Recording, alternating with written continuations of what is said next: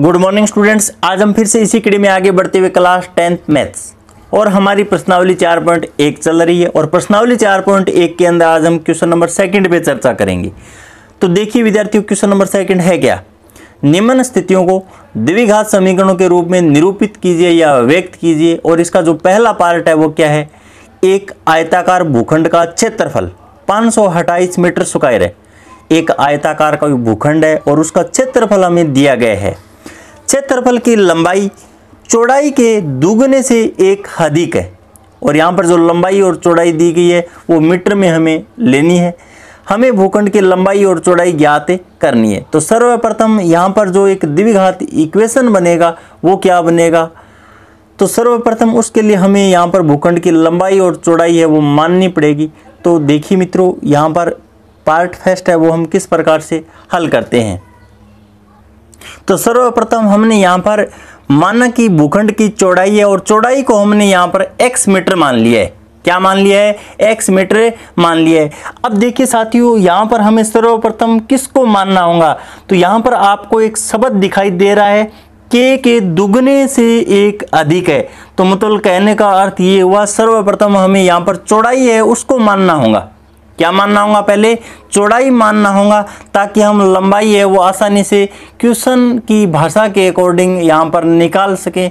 और अगर हमने पहले लंबाई मान ली है तो फिर क्वेश्चन यहाँ पर हार्ड हो जाएगा। तो इसलिए हमें सर्वप्रथम यहाँ पर चौड़ाई को क्या है मानना होगा और चौड़ाई x मीटर मान ली है, तब हम यहाँ पर लंबाई को आसानी से निकाल सकते हैं। हमें सर्वप्रथम क्वेश्चन की भाषा को समझना होगा। तो यहाँ पर हमें भूखंड की चौड़ाई है वो सर्वप्रथम x मीटर माननी है। उसके बाद में हमें यहाँ पर क्वेश्चन के अंदर क्या दिया गया है, देखिए साथियों, भूखंड की लंबाई उसकी चौड़ाई से दुगुने से एक अधिक है। दुगुने से क्या है, एक अधिक है। तो ये साथियों, इसलिए भूखंड की लंबाई, और भूखंड की लंबाई है वो कितनी निकल कर आ जाएगी साथियों, यहाँ पर 2 इंटू चौड़ाई और प्लस क्या हो जाएगा 1, और यहाँ पर 2 इंटू और चौड़ाई को हमने क्या मान रखा है x और यहाँ पर प्लस 1। तो इस प्रकार हमारे पास भूखंड की लंबाई है वो 2x प्लस 1 निकल कर आ जाएगी और यहाँ पर इकाई क्या लगा देंगे, मीटर लगा देंगे। उसके बाद में हम जानते हैं आयत का क्षेत्रफल क्या होता है, आयत का क्षेत्रफल, और क्षेत्रफल होता है साथियों लंबाई इंटू चौड़ाई। क्षेत्रफल क्या होता है, लंबाई इंटू चौड़ाई। तो यहाँ पर हम लिख देंगे आयताकार भूखंड का क्षेत्रफल, क्योंकि आयताकार भूखंड का क्षेत्रफल, और क्षेत्रफल का जो फॉर्मूला होता है वो क्या होता है, लंबाई इंटू चौड़ाई होता है। लंबाई इंटू क्या होता है, चौड़ाई। और यहाँ पर देखिए साथियों, लंबाई तो 2x प्लस 1 है, जबकि चौड़ाई क्या है, x मीटर है। तो यहाँ पर इन दोनों का क्या है, गुणा करवा देते हैं, तो 2x स्क्वायर प्लस x। और प्रश्न के अकॉर्डिंग यहाँ पर हमें आयताकार भूखंड का क्षेत्रफल दिया गया है। अब देखिए साथियों, प्रश्नानुसार दिया गया है, और दिया क्या गया है हमें, भूखंड का क्षेत्रफल, भूखंड का क्षेत्रफल, और क्षेत्रफल है वो 528 मीटर स्क्वायर है। क्षेत्रफल कितना है, 528 मीटर का स्क्वायर, या हम वर्ग मीटर भी बोल सकते हैं। क्या बोल सकते हैं, वर्ग मीटर। तो यहाँ पर देखिए साथियों, इसलिए 2x स्क्वायर प्लस x और बराबर 528, 2x स्क्वायर प्लस x और माइनस 528 बराबर 0। तो इस प्रकार हमारे पास एक द्विघात इक्वेशन प्राप्त हो गई है, और इस द्विघात इक्वेशन को हम 3 विधियों की सहायता से हल कर सकते हैं, और तीनों विधियों का जिक्र हमने पूर्व के अंदर कर लिया है। तो यहाँ पर आप डायरेक्ट श्रीधर आचार्य सूत्र की सहायता से भी इस द्विघात इक्वेशन को हल करके यहाँ से लंबाई और चौड़ाई का मान निकाल सकते हो। और ये काम है वो आपके लिए मैं छोड़ देता हूँ, और इसका जो जवाब है वो आपको कमेंट बॉक्स में देना है। मैंने तो यहाँ पर आपको केवल और केवल द्विघात इक्वेशन है वो बनाकर दे दी है, लेकिन आपको आगे इसके मान भी निकालने हैं। तो यहाँ पर मैं सूत्र लिख देता हूँ, श्रीधर आचार्य सूत्र, x बराबर -b plus minus √b² minus 4ac और बटा 2a। यहाँ पर देखिए साथियों, जब हम तुलना करेंगे तो a का मान तो यहाँ पर 2 है, b का मान 1 है और c का मान है वो -528 है।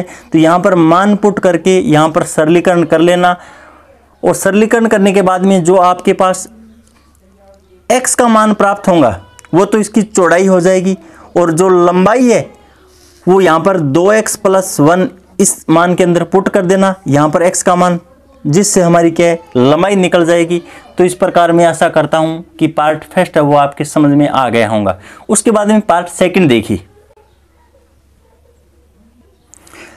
पार्ट सेकंड के अंदर क्या बोला गया, दो क्रमागत धनात्मक पूर्णांकों का गुणनफल 306 है, हमें पूर्णांकों को ज्ञात करना है। तो यहाँ पर देखिए स्टूडेंट्स, क्रमागत का अर्थ ये हुआ लगातार कोई संख्या आना, जैसे 1 के बाद में 2, 2 के बाद में 3, 3 के बाद में 4। और यहाँ पर ऐसा भी बोला गया है जो पूर्णांक हमें प्राप्त होंगे वो धनात्मक होने चाहिए। धनात्मक पूर्णांकों का जो गुणनफल है वो 306 आना चाहिए। तो सर्वप्रथम हमें यहाँ पर दोनों धनात्मक पूर्णांक है उसको मानना होगा, और उसके बाद में हम इसको किस प्रकार से हल करते हैं। माना कि पहला धन पूर्णांक, और पहला धन पूर्णांक है वो हमने क्या माना है, x माना है, तथा दूसरा धन पूर्णांक, और दूसरा जो धन पूर्णांक है वो क्या हो जाएगा, x + 1 हो जाएगा। क्योंकि देखिए साथियों, 1 के बाद में 2 आता है, यहाँ पर मैं एक मान पुट करता हूँ तो 1, और अगला जो मान होगा वो क्या होगा, 2 होगा। अगर यहाँ पर मैं 2 पुट करता हूँ तो उससे अगला मान 3 होगा, क्रमागत होना चाहिए। तो यहाँ पर पहला धन पूर्णांक है वो हमने x माना है, जबकि दूसरा धन पूर्णांक है वो हमने क्या है, एक अधिक मानना है। तो यहाँ पर हम x + 1 कर देंगे। अब उसके बाद में यहाँ पर देखिए साथियों, पूर्णांकों का गुणनफल, इसलिए पूर्णांकों का गुणनफल, और गुणनफल है वो हमें कितना दिया गया है, 306 दिया गया है। दोनों राशियों को जब हम यहाँ पर गुणा करवाते हैं तो उसका मान 306 मिलना चाहिए हमें। तो यहाँ पर देखिए साथियों, x × x + 1 = 306। तो यहाँ पर x² + x - 306 = 0। तो ये हमारे पास एक द्विघात इक्वेशन प्राप्त हो गई है। अतः अभीष्ट द्विघात समीकरण x² + x - 306 = 0। और यहाँ पर इस द्विघात को यहाँ पर हम सरलीकरण करके x और x + 1 का मान हम ज्ञात कर सकते हैं, जिससे हमें पहला धन पूर्णांक और दूसरा धन पूर्णांक है वो मिल जाएगा।